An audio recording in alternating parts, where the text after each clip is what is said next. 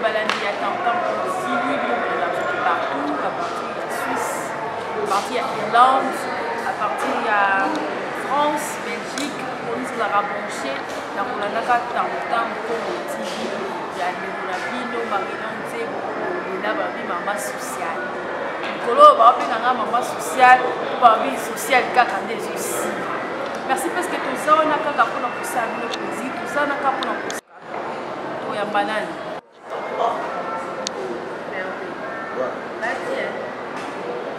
Grâce à Elise Mondi, la Castafiole, moi si off na ngai propre mon linga ya Roger Lumbala.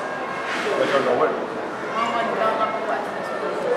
Yeza mama rotinga te pesa là. Merci beaucoup. Invité la fille, j'espère pour Moni. Hervé, Aza, artiste et comédien, Nakatia Victoire, Isaki Tchassa. Émission toujours en commission, on a vu pour Isaki Tchassa, on doit dire qu'on a fait pour Tam-Tam Congo TV, quand on commence à traiter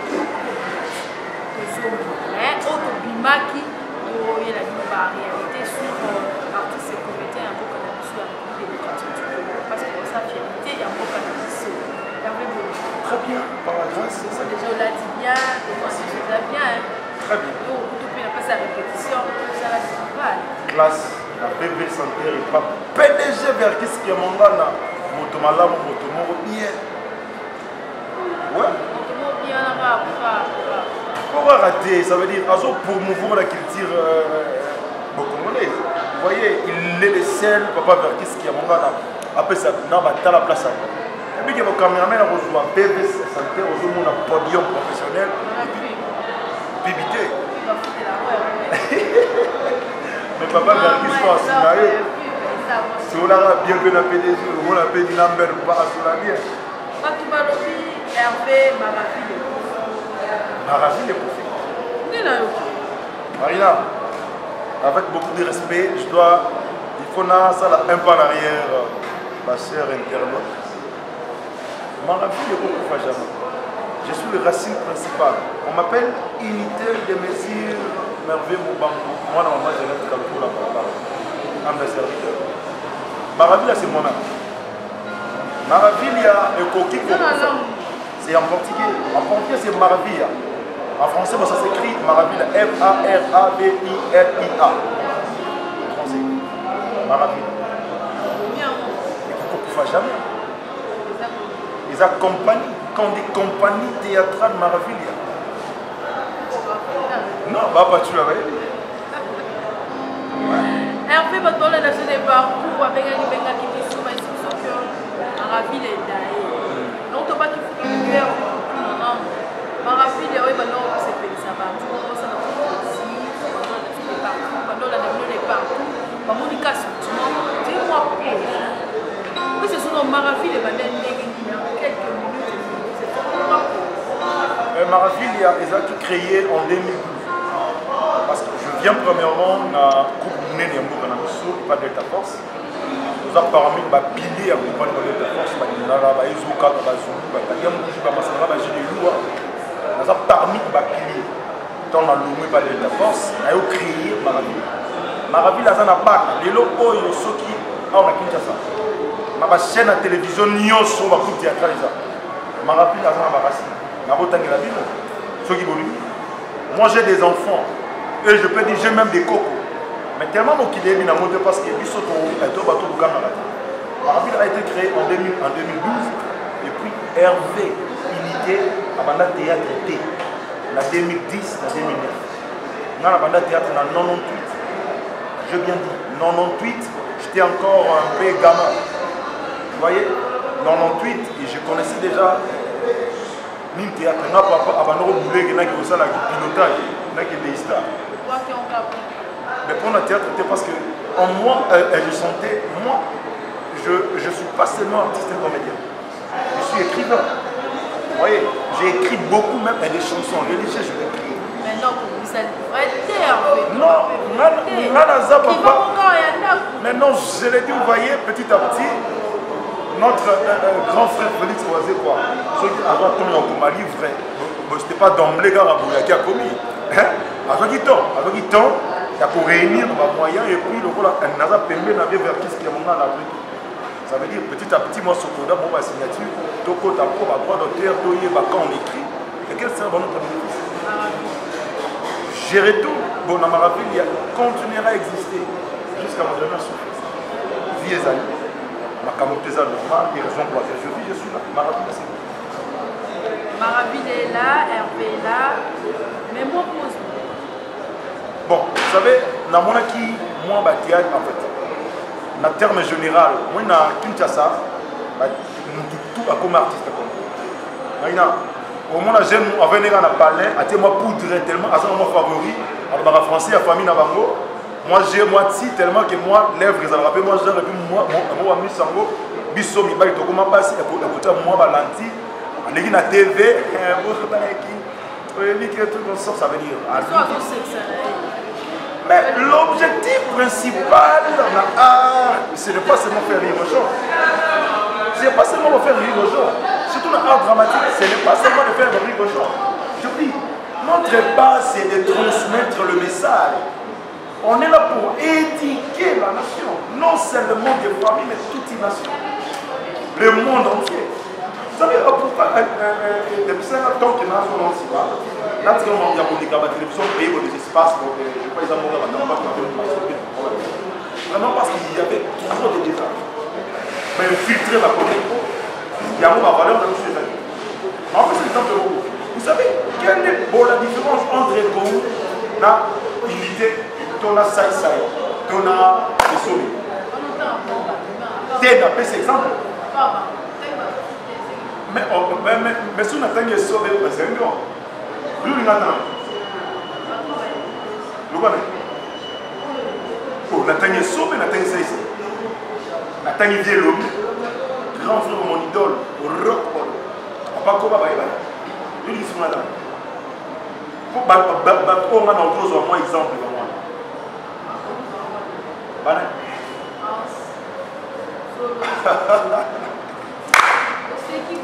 Vous savez, moi, je suis un artiste. Sauf qu'il y a un mandaka. Attends. Oh, mon président, il y a bienvenue. Eh, on a un patron. Tu n'es pas un patron. Hans, Hazard, petit à tout. Moi, je suis Jésus, mais moi, je ne regarde pas l'ange. Jésus, l'ange, avant de voir dans la piscine, mais avant de voir mort dans l'eau. Mais moi, je regarde Jésus, moi, j'étais seul, le paralytique. Tout le monde m'a dit en train de dire Jésus. Voilà, bon, c'est un ami qui bosse très bien. Elle n'est pas mis en point de vue.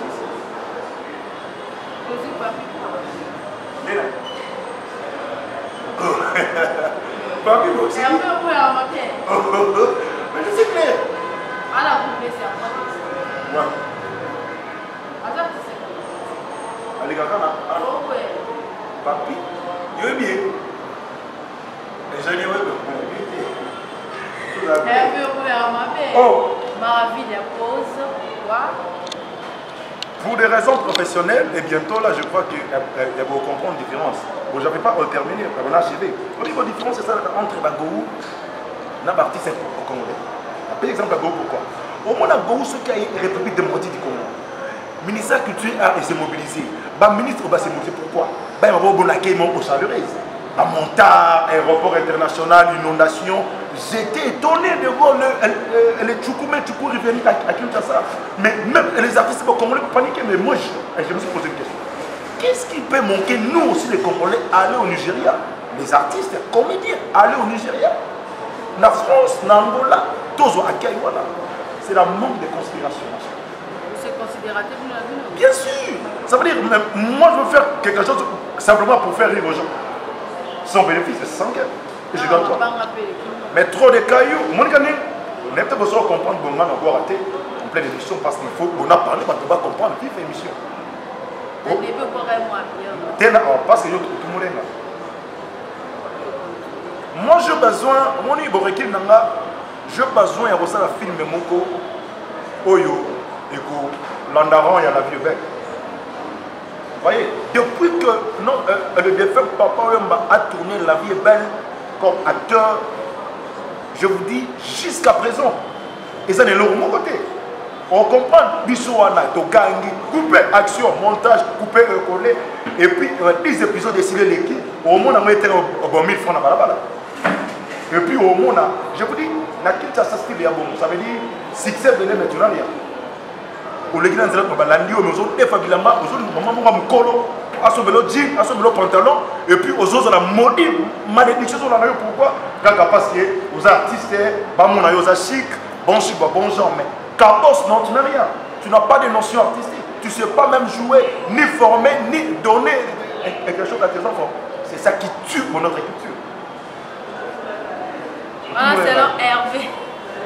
Le Hervé Sili qui commence à Hervé Nenga. Là, je dédie cette émission à mon frère chéri que j'aime beaucoup. Grâce bénie. Jamais qui croit qu'à ma millionnaire. On peut beaucoup Marina avec une grâce. Jérôme Adjesi. Or, ils ont la mot Jérôme, mais avant la grâce, il était masqué. Mon grand frère depuis Suisse, et puis mon grand frère depuis Belgique, lui c'est bienvenu. Puis aussi, kilo bravo. Théâtre, Baninga va appeler sa valeur, mais apparemment, il nous montre pourquoi. Bon. Par exemple, à Go, basé organisé, voire même l'histoire de ma famille, et c'est là qui base sur acteur par-ci par-là, et pourquoi pas les faire? Marina, vous savez ce qui tue nous, ce qui nous tue, nous les Congolais, précisément les Kinois. Je suis clair, nous les Kinois. Moutou, toi, c'est superstar. Et ça qui est un casting, je crois que c'était organisé, c'était mon starlet pour ma tata, ma consoeur. Il y avait des artistes, comédiens, enfin, classiques, populaires, mélangés. On comprend la différence si on a théâtre classique et populaire. Les gens de théâtre classique, pour le moment simple, il n'y a pas de cas. Mais, si on a la télévision, ça veut dire pour sentir pourquoi. Impressionner les gens. Les Congos sont organisés pourquoi? Pour que Mboka et Tiao Lobo, il ne faut pas trouver que c'est sérieux. Marina, je ne peux pas te donner 2 000 $ pour le business, ceux qui n'ont pas compris que non, aux Anaba, effet, il y a que produire 10 000 $ un peu comme 2 000 $. Pour rester millionnaire, il faut continuer au-delà de 1 million. Mais si on a une étape à million, on s'est rabaissé, tu n'es plus millionnaire. Pour que Mboka ait un souci, il y a contenu baptiste congolais, on doit mettre du sérieux. Mais il y a une organisation, pourquoi baptiste congolais? Quelle organisation? L'organisation, papa Massouk, président. Je vous dis, et Massouk, il est président, mais au moins, on a un Sénat, il y a Zobomaï. Tu n'as pas su exemple. Vieux Verkis, à un président, mais au moins, on a un Sénat, il y a Zobomaï. Il y a moins d'amour, c'est pas ça. Hervé, on s'en va. Non, non, comment? Oui, président, pour ma vie, ça va. Ce sont les footeurs qui tuent le meilleur. Mais je t'ai dit, l'organisation est bonne. Mais dans 4 organisations, il y a des footeurs et des fraudeurs. Ce ne sont pas des artistes. Oh. Moi, j'avais dit, par exemple, le jour où je vais adhérer à la comité, je suis jeune, mais le jour que j'aurai le temps de s'adhérer à la comité, il y aura de l'ordre. Vous voyez? Ils ont l'envie de soutenir les jeunes. Mais les locaux, ils sont irresponsables. Mais je dis. Ça m'envoie bien beau. Mais pas simplement. Hein? Oui, mais quand ils sont là, ils sont maman qui ont un spectacle classique et propre. Les locaux, oh, spectacle, moi, ils sont organisés. Il y en a. Vous êtes formé. Il y en a. Il y a théâtre classique. Il y en a. Ah, classique. Je parle de non-théâtre populaire. Non. Et les gens qui font le théâtre classique sont mieux organisés que nous. Est-ce que vous savez que rock, au rock, le fait de l'Europe à Kinshasa vient que le théâtre classique, la popularité. Starlet, Eric Okashala, ils sont nombreux. Héritier, Rossi, et tu peux prendre aussi Elbas. Ils sont nombreux. Ils font le théâtre classique, mais pourquoi eux évoluent? Mais nous, on n'évolue pas. Papa, notre défunt, la Bible, le Michel.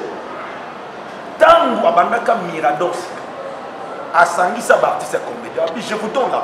Il est à produire les Nigériens dans la réalité. Moi, je donne de l'argent pour ce film. Vous savez, quand la première coup à ça va faire, mais pourquoi tu es le bon Mirador à ta théâtre, les gars? Nous ne sommes pas sérieux. Je ne peux pas dire des escrocs, mais du moins sérieux. Laisse-moi vous dire, théâtre, ça engage on a engagé pourquoi? Parce que tout le intellectuel, on a un souci d'amélioration. Il n'y a pas de seulement. Bon, ça a raison. Aucun a raison. Il n'y a pas du sérieux. Il n'y a pas du sérieux. Même organisation, on est dans le il y a foutu. Non, je n'ai pas dit que ça foutu, mais il y a des infiltrés à l'intérieur. Vous savez, mal en dehors de ce je dis que la vérité. Ça veut dire que quand on a un kanda. La vérité peut pas choquer. Mais ce qui est choqué, ça peut être bon. Ça va. Je vais un exemple. Maman, pour moi, il y a une organisation et sa sérieuxité. Ils sont à Kinshasa. Ils ont la télévision, ils foutent à théâtre bon. Par l'organisation des arts. Ouais. Moi, les questions pour les suspense. C'est ça, ouais. Les suspense, c'est pas Hervé. La vie qui est Hervé, on s'en est juste dans mon tard. Plutôt chuter, Hervé. Relation dans les académies qui nous a marqué. Nous n'avons pas pour vous. À part papa, Nasola bien. Oh, il y a pas de que naboyi bangote. Nasola bien. On a baigné dans la news. La vie est tout pour la bande A et puis pour bazalanga que de nasola. La jeune ça va bien. Parce que la considération est réciproque. Mais ça va gêner belé on a des victoires. On a pas pour la petite. Ah, vous. Et bien. Marina. Je ne veux pas dire que Dieu est bien pour y comme à côté là. Dis-moi, ma masse peut pas péter belé pour voir le théâtre. Parce que je veux belé. Marina. Non, il peut arriver au côté de ce qu'on a pour ce qu'on a les gars, on a maïli. Faut ce qu'on a le mana bousso banaba. Même si on va tout papa ou papa ou moi na kyoto bota moi na yagala na bogilanga papa ou papa. Ba deviner. Waza mukongo azui, waza muyomba azui, bombaza si ala azui, ceux qui te mukongo simba azui. Mais il est fort. Petit, il y a modé. L'homme de 24 pour la fois. Mais venez les boumoyer fort. Les boumoyer fort. Mais on a regardé mon homme, c'est Yété. Oh, président. Il est fort. Daddy qui t'a mal. Viens là, c'est Yété. Il est fort, mais viens né. Viens à moment, il est au mot. Il est sur un tournage, pantalon moro. Avant tout le monde, tu as 24 épisodes. Et là, on va voir. Viens au moment. Il est petit. Il est. Vous comprenez la tête. Tableau à jouer ça du net. Mon délai boy. Viens à net. Action. Si vous me donnez, je dis que tu as mal. Normal. Bazar à Baron, là, je vais quoi? Non, fou la Baron. Mais ma mère. Oh, leader Pomba. Hein? Et toi, on a Pomba original. Leader Pomba. Pomba original. Azate, abattu là, Pomba ça. Mais le monde est original Pomba. Oh, ils ont Talama. Non. Leader Pomba. Mais ce sont des bouffons. Ils font des bouffons. Mais c'est un bouffon. Mais c'est un bouffon. C'est un bouffon. À sa conscience sera que non bouffon, mais c'est un bouffon. C'est un bouffon. Oui. Oh. Alors, ça c'est un bouffon. Ça fait trop rire, ça fait trop rire. Alors, le bazar tellement ébélé, yo, Nabandeli, c'est un bouffon. Y compris son père, c'est un bouffon. Tel père, tel fils. Mais moi je viens céder ta force. Maintenant, on a simplement classique. Et puis tant on a eu. Et toi, tu là, non, car tu as même vie à Bonissa, que notre petit Guania. Massananga. Et grand peintre Massananga. Propre. Kadia Mouji. Correct. Maman, les gars. Maman? Voilà, maman. Maman Bayo. Ah, il y a Freddy, ça va. On avait. Pas bien, oui, au bout de la mamie, hein? Non, non, monsieur. Où il peut avoir le temps? À part bouffon, il y a oh, il y a ça, on m'a gagné la TV, la boya, ce sont des bouffons.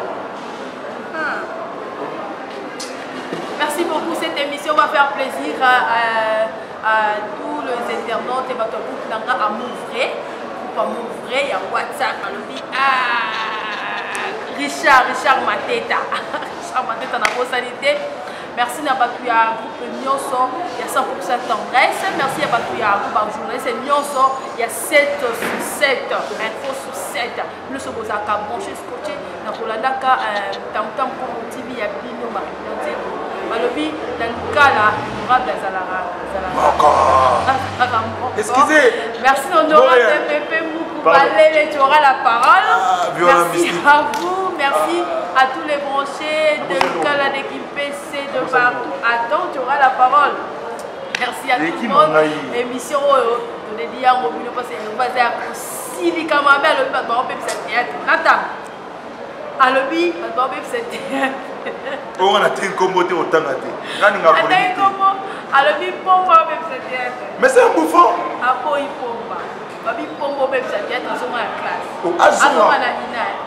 bon, il a aussi me souhaité pour AGK. Mais on a n'a ni bani ba. Classe qui pas bon, azuma basi. Il a beau tindi azo. Tu comprends ce qu'elle a sous casse. Oh ton bon ani mo bake bandeko. Ils ont n'enga mabete. Na bangelo roté, ils ont n'enga mabete. Je suis un bon combattant. Mais il y a place sur la ramouté. Nous avons appris à poudre mon bon magique pour ma chérie Badaï. Mais si on a un arabou, nous sommes là. Je suis chrétien 100%. Ce qui est coco, on est tous en local. Oh, il y aura beaucoup de notre Père qui est au ciel, qui est un osage sanctifié, qui est un règne bien. C'est ça beaucoup de rien que ça. Ça c'est grand maître. Bango to etori bango. Yata muke jour mo bona uda bona simisé. Même si oh vieux aussi la bende ni abi petit. Vieux qui c'est ça mabé. Viens voir oti la kiss na monde ah bossa musala bandi mabingo.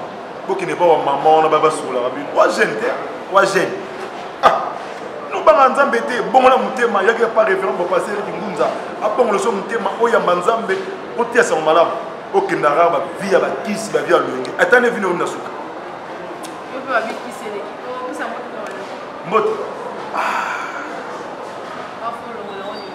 Maman oya botangai. Maman Jeannette Kalokola balabala. Mimi Monge, ma grande sœur propre depuis Canada. Pamela Mobango depuis New York. Et pourquoi pas à saluer Elise Azonaki. Ça veut dire bientôt Suède. La beau-frère Nangai Jean-Noël Mbinga Mombali. Bien ça petit Nazala. Pas matériel et qui tout merci. Et pourquoi pas remercier l'honorable Pépé Mboukou Balé de Moutayambo, Bakita, Bamata, Bapanzana, Basaïsa Bato, tout doublé maintenant. Il y a facile pour nous aller pour lui. Bana Lukala correct derrière l'honorable. Je ne peux pas terminer sans pourtant remercier mes enfants. J'aime beaucoup mes enfants. Le seul artiste est dans le Congo, à Banana Congo. Congolaise. Congolaise à la raté au thé. Hein? Maman Kango. Polémique. Maman Kango. Maman Kango, va la cité. Il y a eu à part V12. Ok, je crois que je tiens à remercier Organitiala. Je tiens à remercier Winnie Vani Badi Banga depuis Issa et puis Evnis Kamanga depuis Issa. Diego Battery Luanda, force tranquille. Diego Battery et Tassi Modango Chardela Ngimbi Nayokago et ça l'a bien.